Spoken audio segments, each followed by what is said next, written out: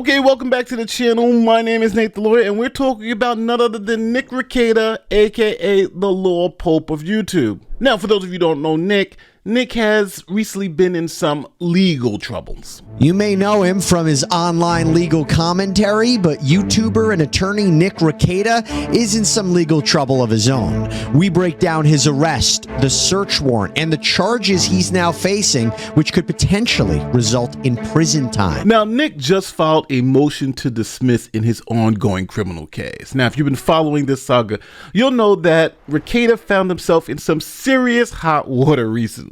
Now, the police executed a search warrant on his home, and let's just say what they found wasn't exactly your everyday groceries. It was about 26 grams of presumptive cocaine. And that's not all. There were some other interesting things and items in the mix that may also be drugs, and a whole bunch of separate issues with children's services and firearms. But we'll get all into that in a couple of minutes. Now, today we're going to break down Nick's motion to dismiss, where he's asking the court to throw out evidence, void a search warrant, and dismiss all the charges together. It's a bold move, but does it have a shot?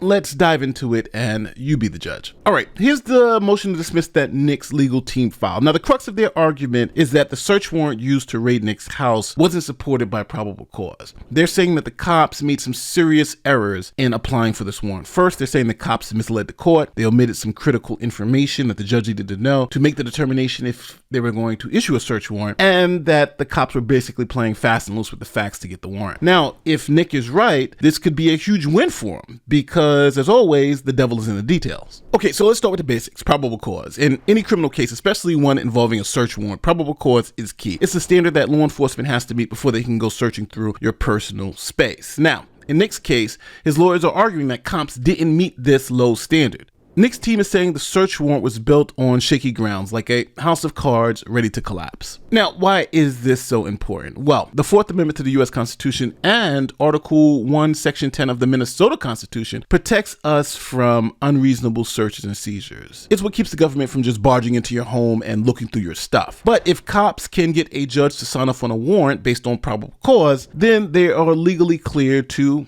go through your stuff. But there are exceptions to that, like, for instance, if the cops lie or left out some key information that was imperative to get the warrant, then that warrant can be invalid. Now, Rekieta's team is leaning heavily on what's known as the Frank's test, which comes from a case called Frank v. Delaware. Now, this Supreme Court test allows a defendant to challenge the validity of a search warrant if they can show two things. One, that either the police lied or showed a reckless disregard for the truth when they applied for the search warrant, and second, that that lie was so important to them gaining the search warrant that it essentially makes the entire search warrant invalid. Now, if Nick can prove that police lied to obtain a search warrant, then the warrant will likely be thrown out, and the evidence found based on that warrant will also be suppressed. And that's exactly what Nick and his legal team are trying to do here. So what's Nick's team trying to argue here? Well, first off, they're claiming that the search warrant was based off a police report received on May 16, 2024. Now, the report allegedly involved possible child neglect and drug use, but here's where things get interesting. 2 days before the police applied for the search warrant, a letter was sent to the sheriff's department from someone at the county's Health and Human Services Department. Now, this letter was authorized by a child services supervisor, and it basically said that the report didn't meet the legal definition for child abuse or neglect. Now, Nick's lawyers are going to argue that cops should have told the judge about this letter because it would have weakened the basis for probable cause in the warrant. But since the cops didn't, this was the alleged first misstep. But here's where things get even trickier. Even if the child neglect report didn't pan out, that doesn't necessarily mean the warrant is bogus. See, police weren't just looking into child welfare issues. They were after evidence for drug possession. Now, when it comes to drugs, the bar for probable cause is pretty low. All police need is a reasonable belief that drugs might be found at the location. So, does this letter really kill their probable cause? Nick's team says yes, but I'm a bit skeptical. Now, next up, Nick's team goes after the credibility of the so-called concerned citizen who tipped off police. Turns out that this concerned citizen's name was Aaron Imholt. Now, this is where things get a little dicey because Aaron and Nick were close friends, and Aaron was married to April. Now, April was actually arrested with Nick and his wife during this particular raid.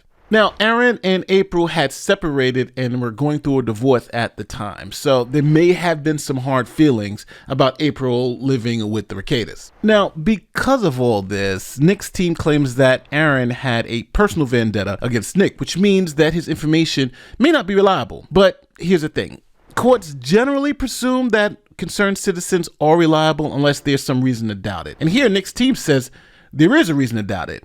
Nick and Aaron have beef, and that undermines the reasons why he was bringing this information forward. So essentially, does Aaron's beef with Nick really undermine their whole case? They went from being best friends to hating each other. I think it's possible, but again, I think it's a tough sell. Now, here's where things get even more interesting. Nick's motion points out that police cited a video from Nick's YouTube channel as part of their evidence. Make Cantini is praised. Why would you do this? Why now?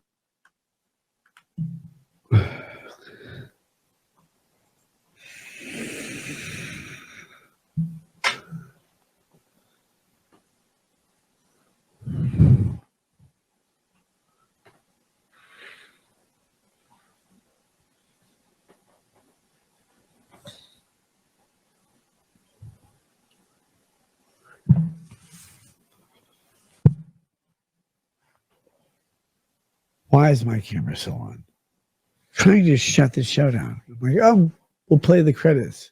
No. What we'll do is we'll sit here. Guys, here's the credits. Oh my God, Nick's drunk. Yes. Cool. I'll do it at your kids' family thing or whatever. Why would you hire me as a babysitter? Don't. Now, here is the twist. Nick's team is arguing that the video cops reviewed wasn't the original. It was a version that had been edited and re-uploaded by someone else. And they're saying that cops knew this, but didn't tell the judge.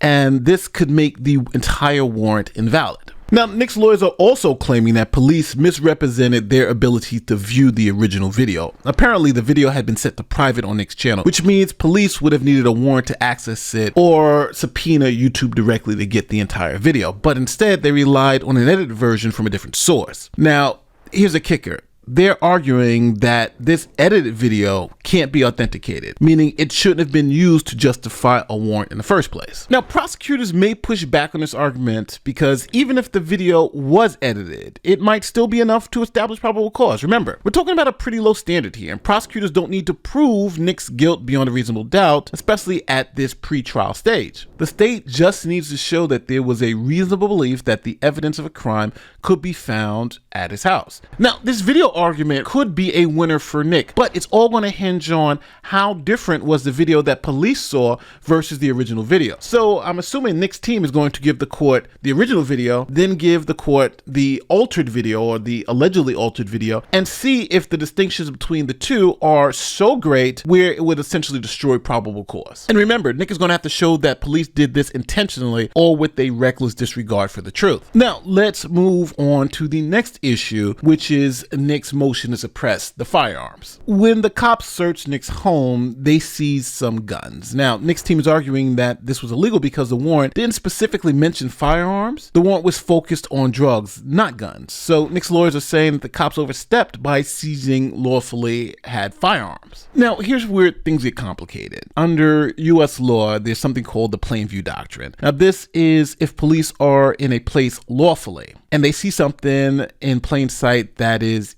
obviously illegal, they can seize it. So if the police were in Nick's home legally because they had a search warrant and they saw guns lying around, they can argue that this seizure was justified because they found cocaine. And under Minnesota law, if you have cocaine, you can't have firearms. So by them finding a cocaine, then seeing firearms, this made the firearms illegal to have. Now, Nick's lawyers, on the other hand, are arguing that there was no connection between the gun and the drug charges, and police illegally seized the guns. So this one's a little tricky because it really depends on how the court views the relationship between the drugs found and the firearms found at the location. If the court thinks that the guns were related to the drug activity, say for protection or something like that, then the seizure might be upheld. Or if the court finds the plain view doctrine applies, then seizing the firearms would also be justified because it would be illegal to have firearms if you have cocaine at the location.